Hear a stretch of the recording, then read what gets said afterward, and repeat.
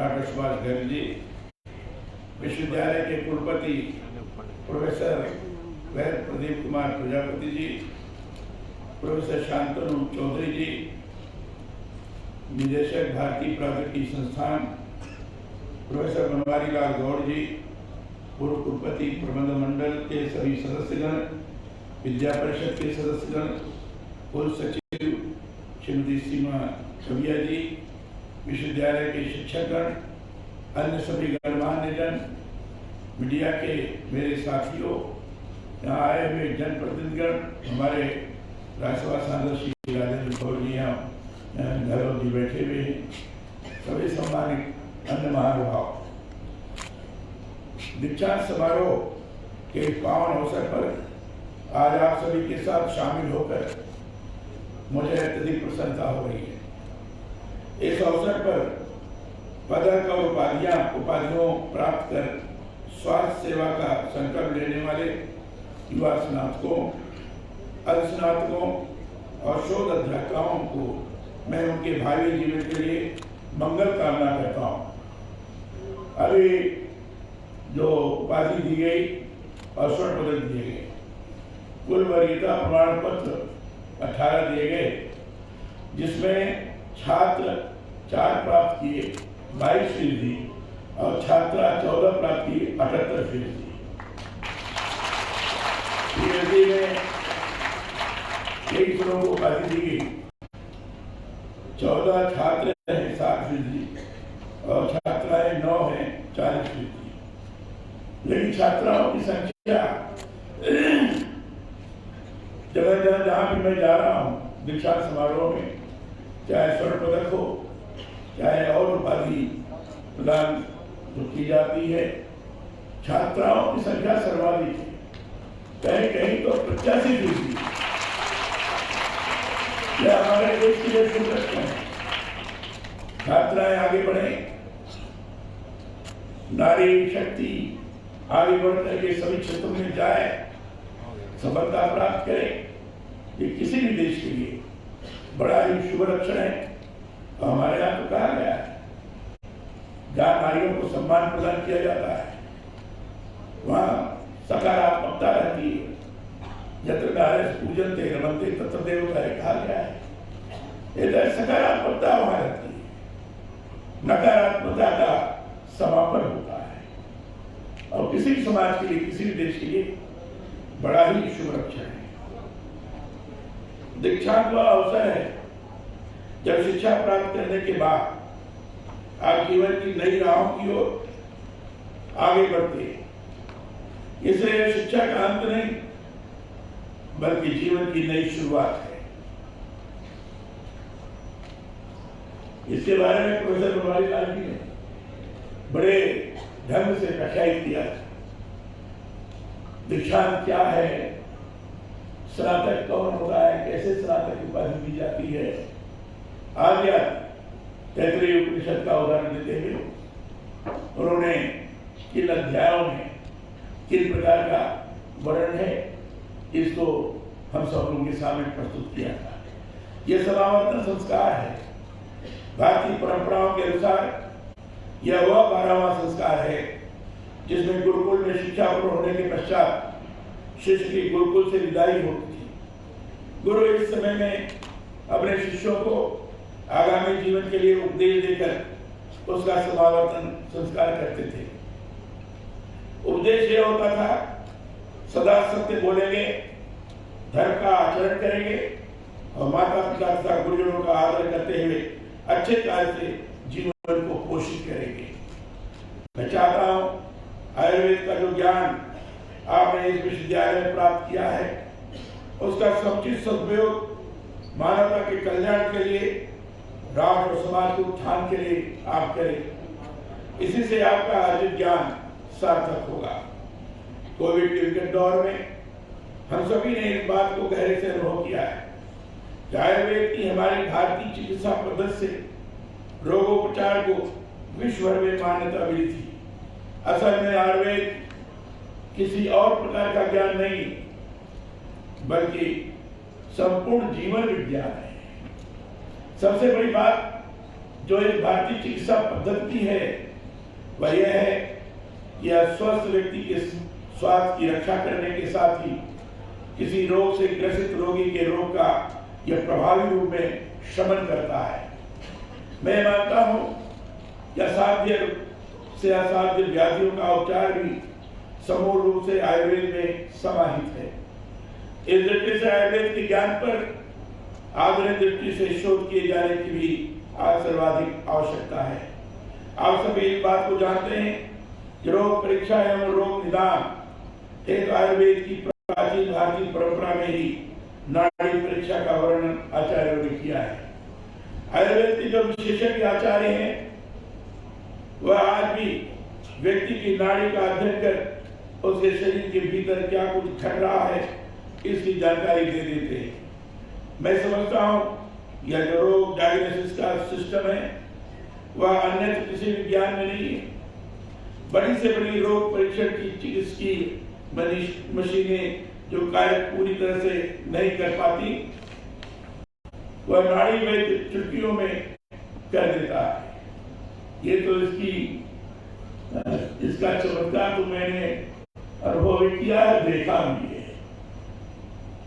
वैद्य अच्छे नाड़ी के जानकार हैं तो नाड़ी देख करके ऐसी ऐसी चीजें बता देते हैं जिसकी आप कल्पना नहीं कर सकते। मैंने दूध नाड़ी को भी देखा है। घर से कोई आ रहा है उसकी मां बीमार है, मां नहीं आ सकती। वैद्य जी के यहाँ गए, उन्होंने बताया कि मां बीमार है। वैद्य जी का तुम्हारी नाड़ी देखता हूं।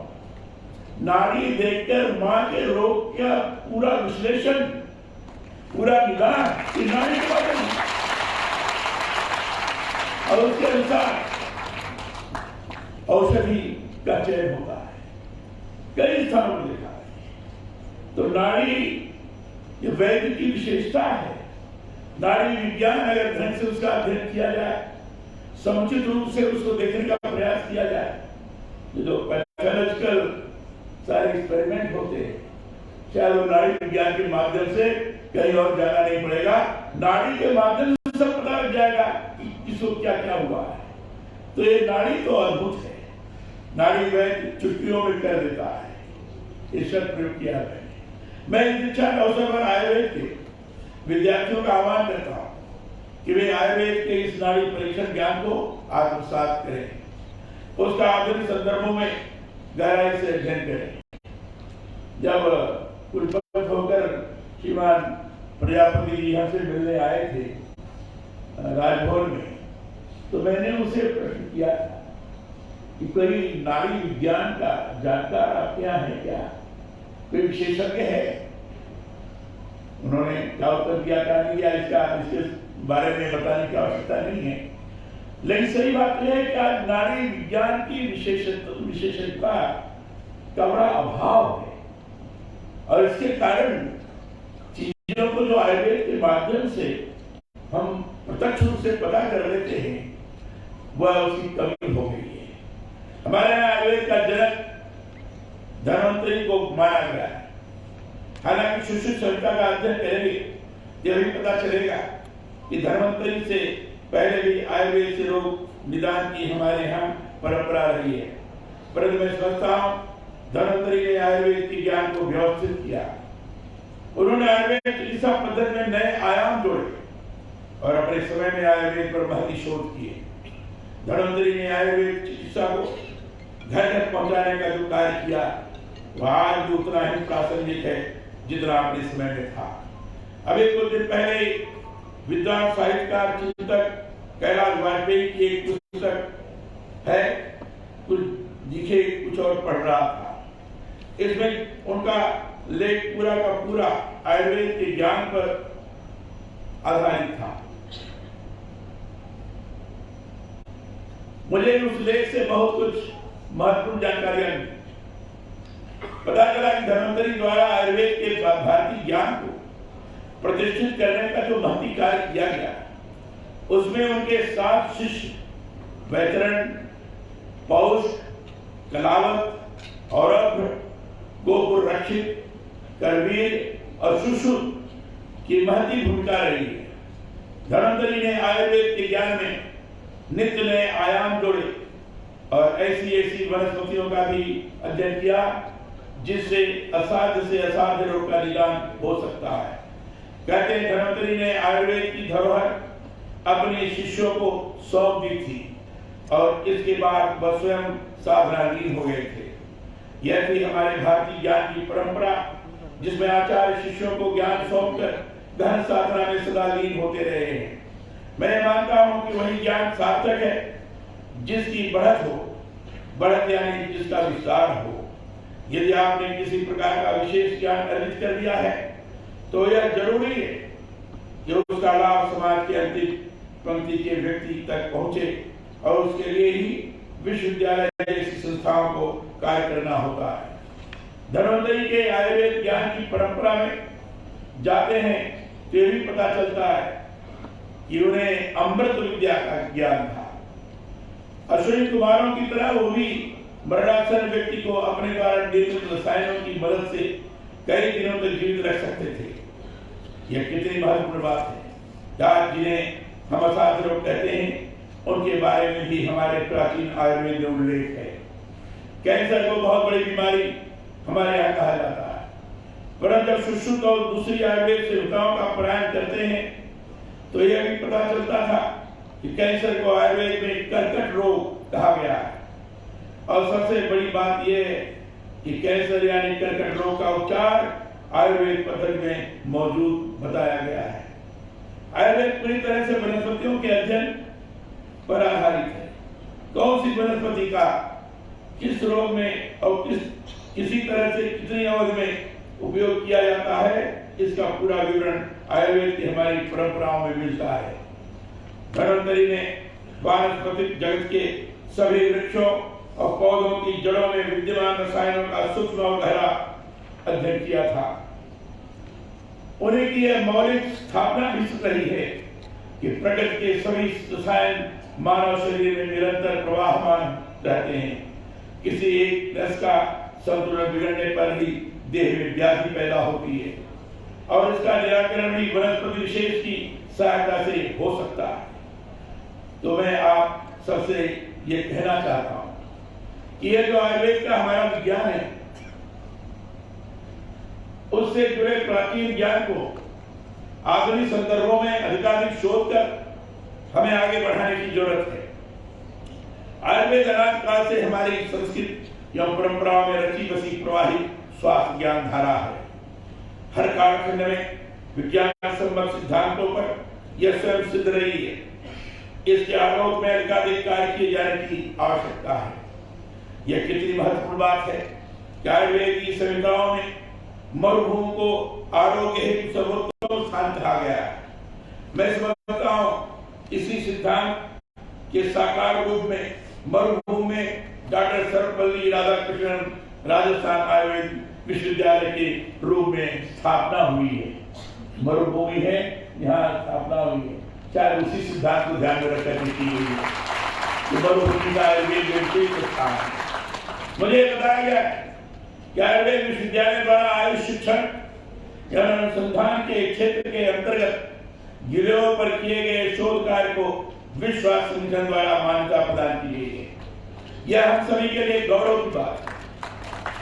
इसी तरह यह अच्छी बात है कि विश्वविद्यालय स्थित पंचकर्म सेंटर जोधपुर क्षेत्र और राज्य के विभिन्न जिलों से आए रोगियों को इस समय विशेष राहत प्रदान कर रहा है। मैं सुभाष जी ने बताया कि अब तो यह ब्लॉक स्तर पर खोले जाने की व्यवस्था की जा रही है। आदरणीय श्री मुख्यमंत्री जी ने इस संबंध में घोषणा भी किया है। आयुर्वेद का सही तौर पर पूरे राजस्थान में समुचित तौर पर सदुपयोग हो सके, यह व्यवस्था करने का शासन की तरफ से लगातार प्रयास भी हो रहा है। यह प्रयास निश्चित रूप से सफलता के शिखर पर पहुंचेगा, ऐसा मेरा पूरा विश्वास है। मुझे बताया गया है कि विश्वविद्यालय के पंचकर्म विभाग में सेंटर ऑफ एक्सीलेंस को समुन्नत करते हुए राज्य सरकार द्वारा स्वीकृत 44 करोड़ रुपए की लागत से विशेष कॉलेज संकुल का निर्माण कार्य प्रारंभ हो गया है, जिसका उल्लेख श्रीमान सुभाष जी ने किया था अपने संबोधन के दौरान। मैं चाहता हूं आयुर्वेद पंचकर्म के अंतर्गत इस सेंटर में उच्च कोटि का शोध कार्य किया जाए। और इस तरह की सेवाएं प्रदान की जाए जिनसे आयुर्वेद के हमारे प्राचीन ज्ञान का विश्व स्तर पर प्रसार हो सके। यह सभी के लिए गर्व की बात है कि भारत को G20 के अध्यक्षता का अवसर मिला है।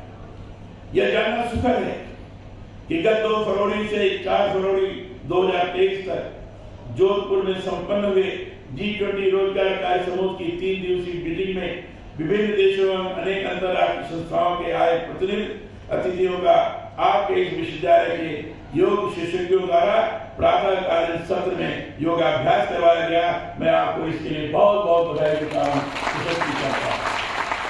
निश्चित रूप से हमारे योग परंपरा सुदूर देशों तक पहुंची है। मैं इसके लिए आप सभी को बधाई देता हूँ। यह समय जब इंटरडिसिप्लिनरी लर्निंग के अंतर्गत आयुर्वेद विद्यार्थियों को विभिन्न ज्ञान स्रोतों से रूबरू करवाने हेतु विश्वविद्यालय राष्ट्रीय महत्व के संस्थानों से अधिकाधिक जुड़कर कार्य करे। इस संबंध में भारतीय प्रौद्योगिकी संस्थान IIT जोधपुर, अखिल भारतीय आयुर्वेद विज्ञान संस्थान AIIMS जोधपुर, कृषि विश्वविद्यालय जोधपुर आदि सहमति पत्रों पर हस्ताक्षर के साथ कार्य होना अच्छी पहल है। मुझे विश्वास है कि इन संस्थानों के पारस्परिक संसाधनों से यहाँ के विद्यार्थी नवीनतम तकनीक के माध्यम से ज्ञान के नए अनुशासनों से लाभान्वित हो सकेंगे। आयुर्वेद के ज्ञान से आप सभी निकट से जुड़े हैं। मैं चाहता हूं स्वास्थ्य प्रहरी के नाते आप आयुर्वेद और आयुष पद्धतियों के माध्यम से देश और प्रांतवासियों की स्वास्थ्य सेवा पूर्ण मनोयोग से करने का संकल्प लें। गरीब रोगियों की विशेष रूप से सेवा करें। आपकी करुणामयी स्वास्थ्य सेवा गरीब रोगी को स्वास्थ्य के साथ साथ जीवन जीने का हौसला देगी। मैं ये मानता हूं कि आयुर्वेद न केवल चिकित्सा पद्धति है, अभी समग्र जीवन पद्धति है। यह विज्ञान, दर्शन और एवं कला का सुंदर समन्वय है।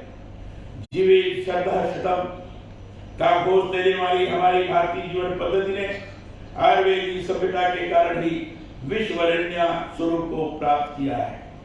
आयुर्वेद इस रूप में भी महत्वपूर्ण है कि अन्य चिकित्सा पद्धतियों में कोई एक दवा एक बीमारी में अधिकांश रोगियों को दे दी जाती है, जबकि आयुर्वेद में प्रत्येक व्यक्ति की प्रकृति के आधार पर औषधि और खान पान का चयन किया जाता है। हर व्यक्ति की व्यक्तिगत रूप से प्रकृति का परीक्षण करने के बाद चयनित औषधि से रोगी की चिकित्सा सफलतापूर्वक की जाती है। इसी प्रकार आयुर्वेद में मानसिक भावों का स्वास्थ्य से सीधा संबंध स्थापित किया गया है। सकारात्मक मानसिकता से स्वास्थ्य समुन्नत होता है, वहीं नकारात्मक मनोभावों से स्वास्थ्य का क्षय होता है।